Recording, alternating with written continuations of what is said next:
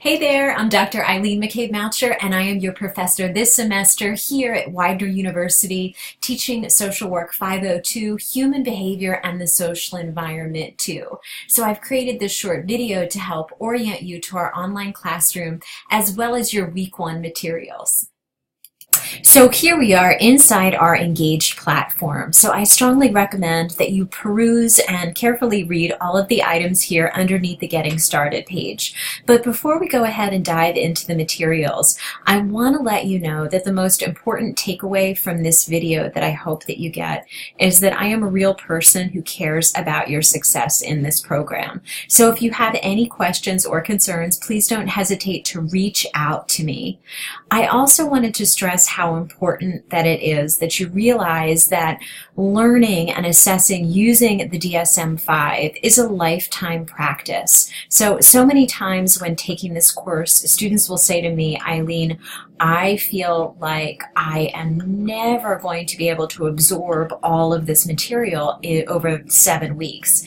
And please remember that while it's important that you get the basics and foundations about the DSM-5 down within these next 7 weeks, you have a lifetime of practice to really fine-tune your skills. And that's not something that you're going to be doing alone. So hopefully this is something that you're going to be doing with me in the classroom with my support and with the support of your colleagues, your fellow classmates. And then as you get to learn and work with the DSM-5, you're going to have a supervisor that you're going to be working with that is really going to be guiding you through the process and helping you hone the skills. So I wanted to let you know about that before we get started.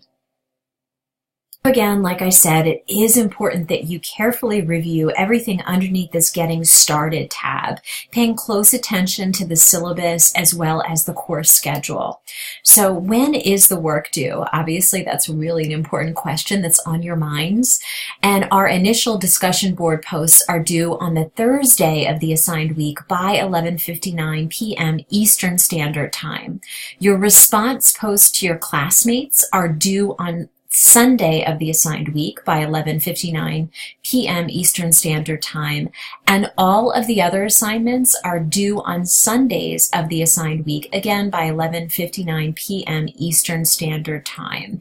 So again, please note that these deadlines are in Eastern Standard Time and that students that live outside of the time zone are still expected to submit assignments by the Eastern Standard Time deadline. So right under here in this section is all of our communications and community links. So each week I'll be sending out an announcement along with a video that focuses on the most important thing that you should be paying attention to that week. We also have a student lounge where you're free to interact with each other. I highly recommend that you get connected with your colleagues. Even though we are online, networking and getting to know your peers and your colleagues is a really important way to be successful in school. There's also this Ask Your Instructor link, which you can click on in case you have a question that you think may be relevant for all of the rest of the class to get an answer to as well.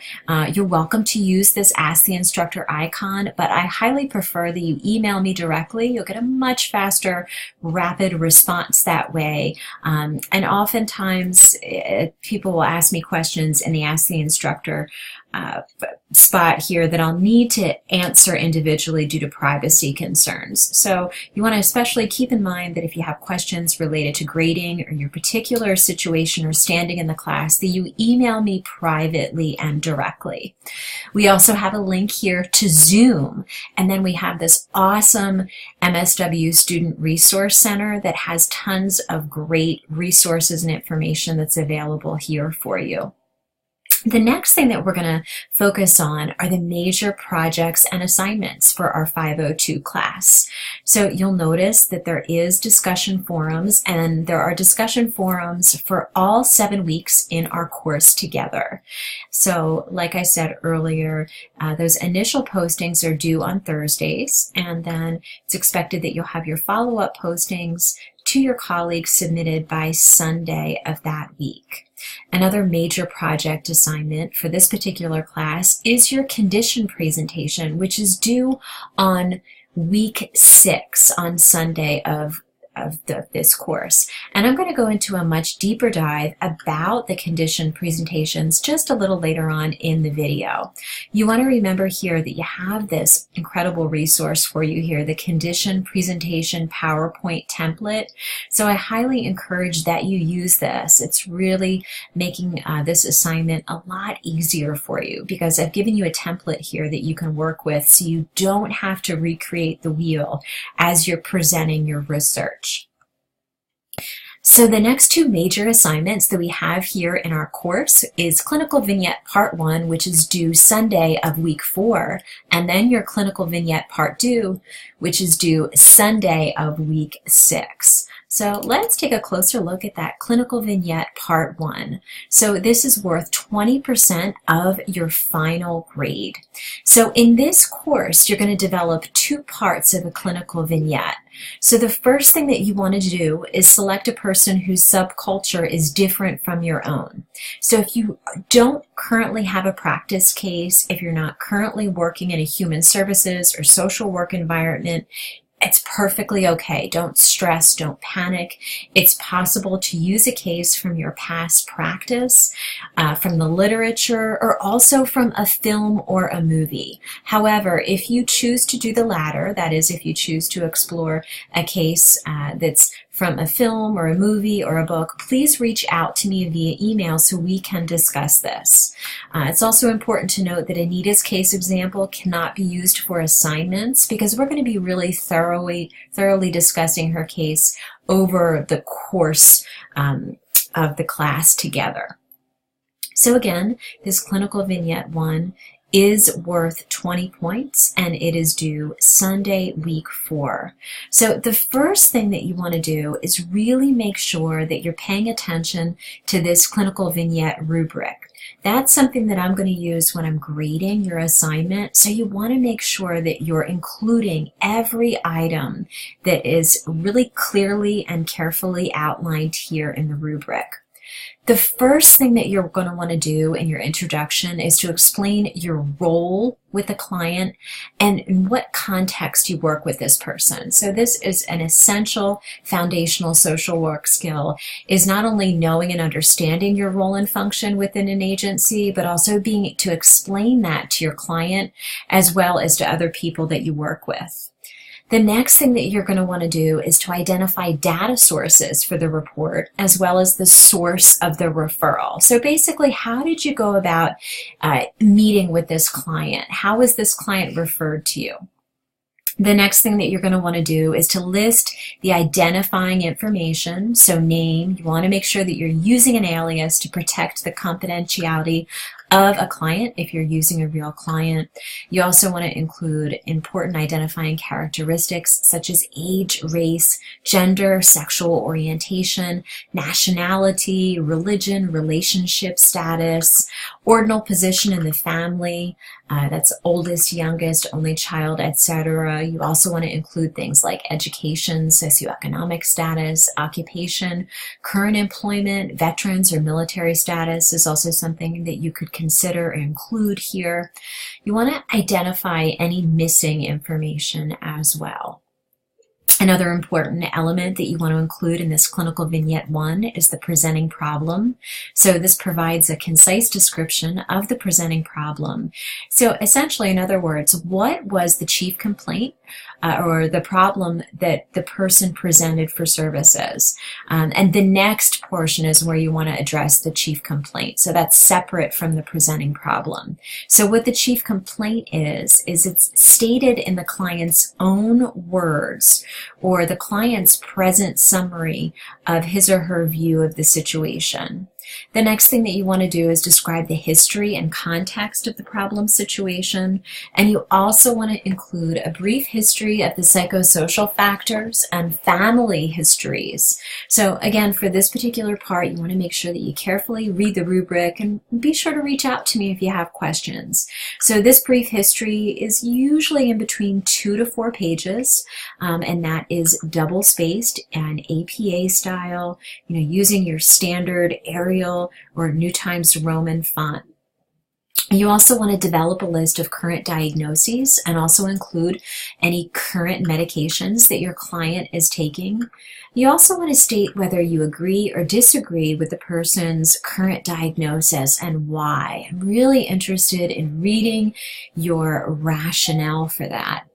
Also, you want to be assessing for signs and symptoms of each DSM-5 diagnosis related to substances, trauma, and anxiety.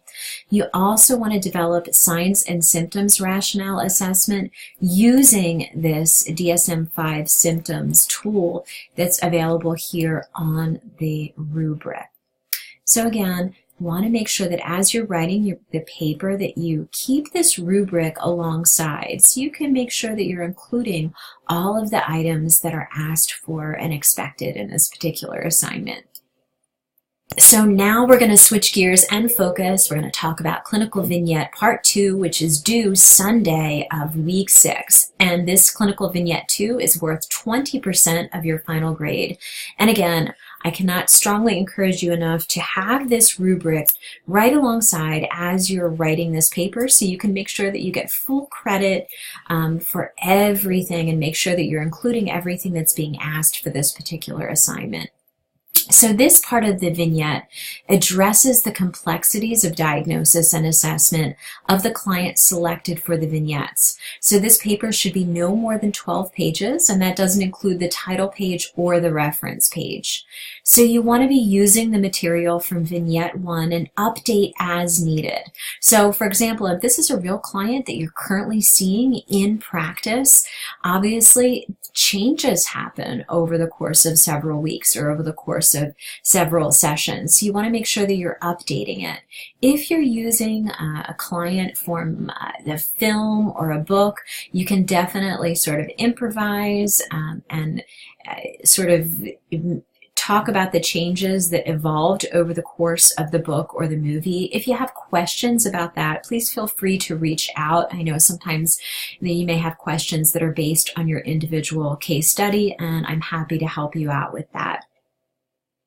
So what you want to do is you want to be using that material from Clinical Vignette 1 and condensing it just to make sure that you're staying within the page requirements. You're also going to be including a signs and symptoms rationale, so that's assessing using DSM-5 symptoms. So again, you're reassessing the individual based on all diagnoses that have been covered in the course. So you want to make sure you're carefully following the grading rubric below. So you want to be using at least 3 references for this paper.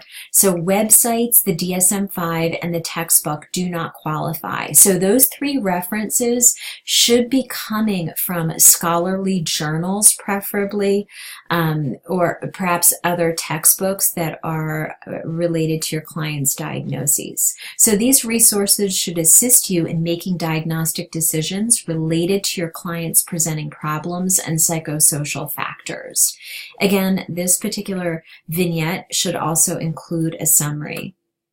So again, you want to make sure that you're including an introduction. You also want to make sure that you're using data sources, identifying information, presenting problem, a chief complaint.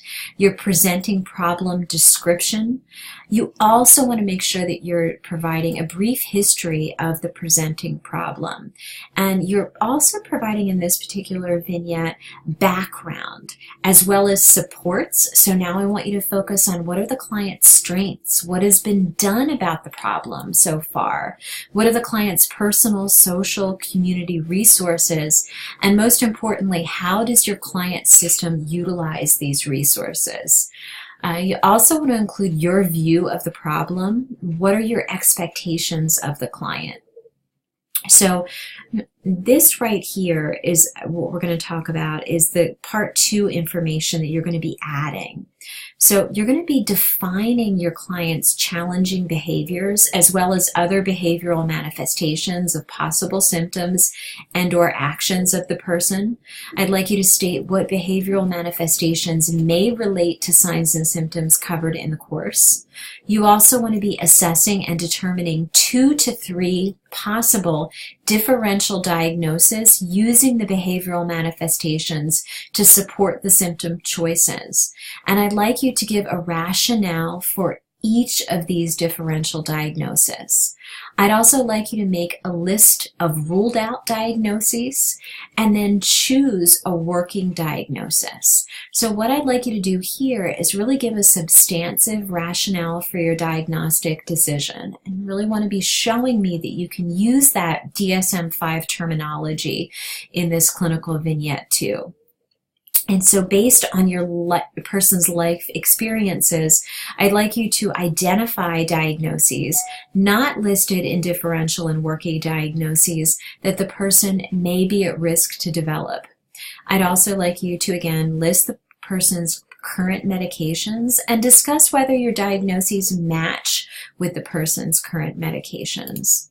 Another really important part of this particular assignment is the summary, where I'd like you to include how you resolve the differential diagnostic challenges. I'd also like you to discuss the process of working through the differential diagnoses. And in this process, how has your view of the individual changed? I'd also like you to answer the following questions. How has your view of the presenting problem changed? How have your expectations of the client changed? How has your view of the person's original diagnosis changed? What's changed for your client? Also, a really important part of this particular assignment is for you to carefully explore and address your countertransference feelings toward this particular client. So that's something we're going to be taking a deeper dive into, that being transference and countertransference a little later on in the term. And again, as I mentioned earlier, you want to be including at least 3 references, and you're remembering that those references do not include websites, the DSM-5, or our textbook. So I really strongly encourage that you utilize the Widener Library and find some evidence-based scholarly journal articles to use as your references. So you're remembering that, again, there's a 12-page limit for this assignment, and that you are to be using APA format for this particular paper. So I look forward to reading the assignment. I know there's a lot of information covered here. I don't want you to become overwhelmed. This is information that is going to become more familiar to you over the next 7 weeks that we're going to be spending together. So now let's take a look here at the student resources. So the course here is really nicely outlined by week, as you can see here, weeks 1 through 7. So what we're going to do is take some time just to peruse and carefully go over the expectations and the course material for your first week here, where we're going to be discussing ethics as well as basic course orientation and introductions. So the first thing that I recommend that you do is carefully peruse and read all of these wonderful learning resources that are available here for you. So here are your week 1 readings as well as your week 1 media. There's an awesome video here by Dr. Ginny Folk-New where she's taking a really deep dive into assessment. And then we also have here this fantastic video about being sane and insane places. So you want to make sure that you're really giving yourself ample opportunity to be able to do all of the readings and watch all of this week's videos so that you can participate fully in our discussion boards. So the next thing that you want to do is to come on over and do our week 1 check-in where you're introducing yourself.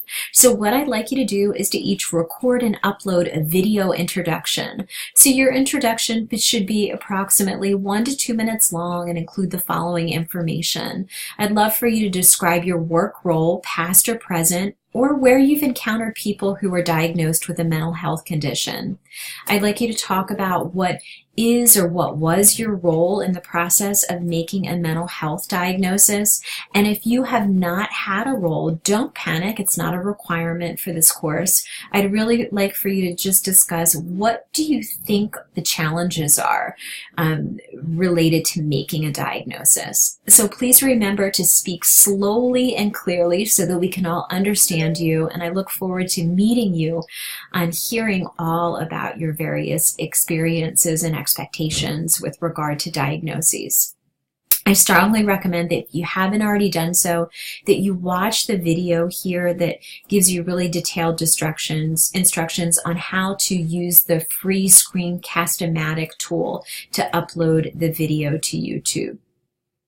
So the next discussion board prompt for week 1 is entitled Ethical Decisions and Ethical Issues in Making Diagnoses. So what I want you to do there is, after reading the article by Rosenhan and the article, I'd like you to describe mental illness in your own words. So remember, you're not being asked to simply summarize the articles that you've read. I really want you to focus on using your own words and your own impressions. I'd also like for you to discuss the ethical issues related to making a diagnosis in clinical practice today. So after you do that, I want to make sure that you're following up with at least one classmate, preferably one of your classmates who does not yet have a response. So in your response to your classmate, please discuss how your responses are similar and or how they differ, and what the implications of this might be to social work practice. So for your next week 1 discussion board post, you're going to be taking a deeper dive into the assessment process. So after you watch Professor Jenny Folknew's video on assessment, I would like you to explore, number 1, what did you learn from the video, and what questions do you have on the video contents? And number 2, what from this video will you put into practice as a social worker? So for this particular response, what I'd like you to do is to follow up with at least one of your classmates, preferably someone who does not yet have a response. And in this response to the classmate, discuss how your responses are similar and how they differ, and what the implications of this may be to social work practice. So again, you're remembering this initial post is due on a Thursday, and your follow-up post is due in between Friday and definitely by Sunday, 11:59 p.m. Eastern Standard Time. So for this discussion board posting, you're going to be reviewing the Widener social work shared case with the additional information that was added to it, and answer both of the following questions for your initial post. So number 1, what are your initial concerns and red flags about the family? And number 2, if you could ask only 3 questions about this case, what would those 3 questions be? So note, you're going to post these answers to the above as a reply to my initial post. So this particular post is set up as a special Q&A forum, which means you're only going to be able to reply to my post and not create a brand new post. So again, this is due by Thursday. So the final activity that you're going to be engaging in this week is signing up for that condition assignment. So you're going to click on Sign Up Sheet here. So you are remembering that 2 students are signing up for each condition. So students are going to develop a PowerPoint to orally present the condition together. So you want to make sure that you carefully read all of the information about this condition post. So student A is going to include an overview of the condition and also a video related to the condition, 10 minutes maximum. And student B is going to be responsible for summarizing 1 article on the condition, as well as 3 to 5 national web resources on the condition. So make sure that you carefully read all about this condition assignment and sign up for something that it either excites you or something that you really want to know more about over the course of the class that you're going to be taking here in 502. So I look forward to getting to know you better and to working with you this term. I know that I've just given you lots of different information to sort of process and think about, but remember, we have 7 weeks together, so you don't have to learn everything all in one sitting. So I hope you have a fantastic week, and I look forward to reading your work.